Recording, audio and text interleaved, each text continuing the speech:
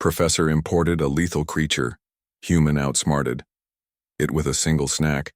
The xenobiology lab at Kepler Station hummed with nervous energy as Professor Zethkar adjusted his 6 manipulator arms around the containment field controls.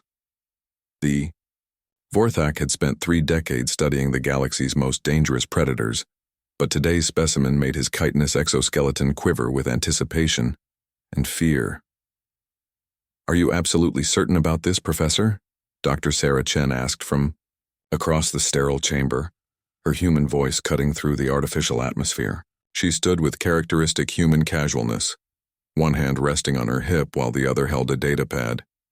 To Zethkar's compound eyes, she appeared remarkably unconcerned for someone about to witness the unveiling of a Nexari shadow stalker. "The containment field is rated for Class X predators." Zethkar clicked in his native tongue, the universal translator rendering his words into standard galactic. "This creature cannot possibly breach our defenses." Sarah nodded, though something in her expression suggested skepticism. Humans, Zethkar had learned during their 3-month collaboration, possessed an unsettling tendency to question even the most advanced Vorthak technology. It was both irritating and, he admitted privately, occasionally useful. The transport container materialized in the center of the lab's containment field, a perfect cube of reinforced titanium carbide that had required a full military escort from the quarantine world of Nethys Prime. Inside, according to the sensor readings, waited a creature that had terrorized 3 star systems before the Galactic Council had managed to contain the outbreak. "Computer, initiate container opening sequence," Zethkar commanded. The cube's sides folded away with mechanical precision, revealing what appeared to be empty space. For a moment, nothing happened. Then reality seemed to ripple, and the Nexari, Shadowstalker, revealed itself. The creature defied easy description.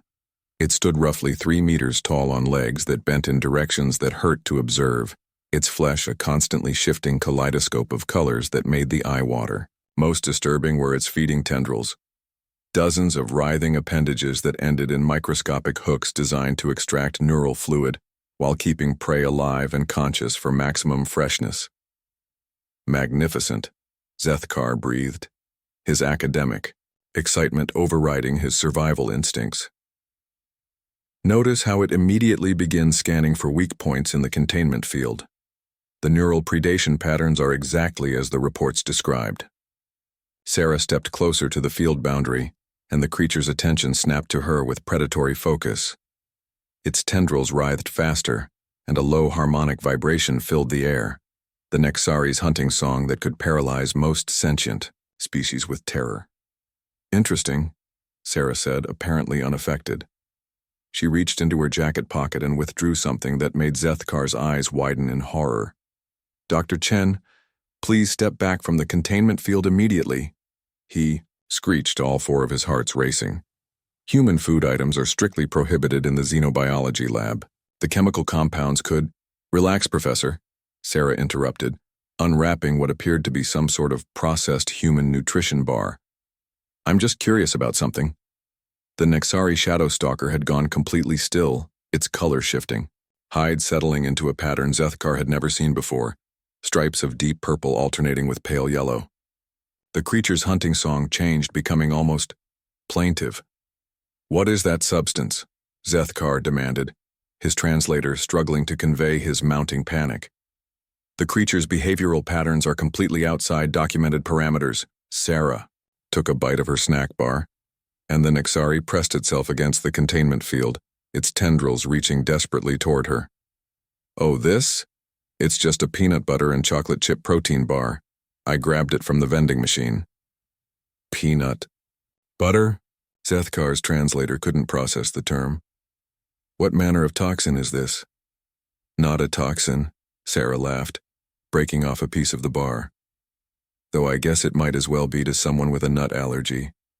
She paused, studying the creature's increasingly agitated state.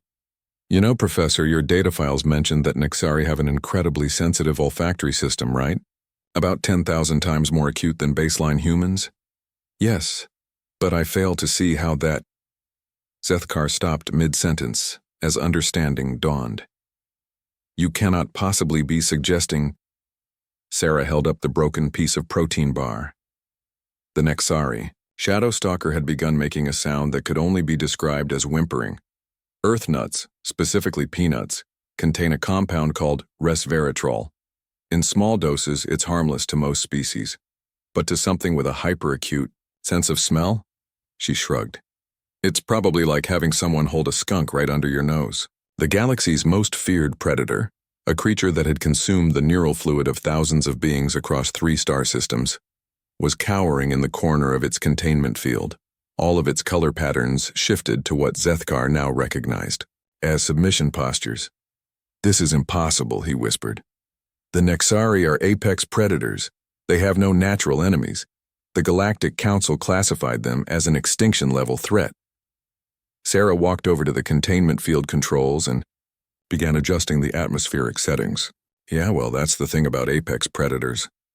They usually don't evolve defenses against things they've never encountered before. She added a small atmospheric filter to scrub peanut-related compounds from the air, and almost immediately, the HFY began to relax.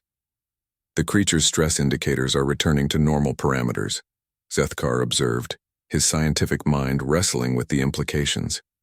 Dr. Chen, do you understand what you've just discovered? A completely non-violent method for controlling the most dangerous species in known space? Sarah rewrapped her protein bar and tucked it back into her pocket. Honestly, Professor, I just wanted to see what would happen. Humans have been dealing with dangerous creatures for thousands of years. Sometimes the solution isn't bigger weapons or stronger barriers. She gestured toward the now docile HFY. Sometimes you just need to think about what makes them tick. Zethkar stared at her, then at the creature, then back at her. In 3 decades of studying the galaxy's most lethal predators, he had never once considered that the solution to controlling them might be found in a vending machine snack. Dr. Chen, he said finally, would you be interested in co-authoring a research paper? I have a feeling the Galactic Council is going to want to hear about this. Sarah grinned, a distinctly human expression that Zethkar was beginning to find less unsettling and more promising. Sure, Professor, but next time maybe let me bring lunch to the lab. I've got some pretty interesting snacks back on Earth. That might surprise you. As the HFY Shadow Stalker settled into what appeared to be the first peaceful sleep of its captive existence, Zethkar made a mental note to request a full catalog of human food items. If one simple protein bar could neutralize a Class X predator, he couldn't help but wonder what other miracles might be hiding in humanity's seemingly mundane daily life. After all, any species that could turn their afternoon snack into an alien pacification tool was clearly worth studying very, very carefully.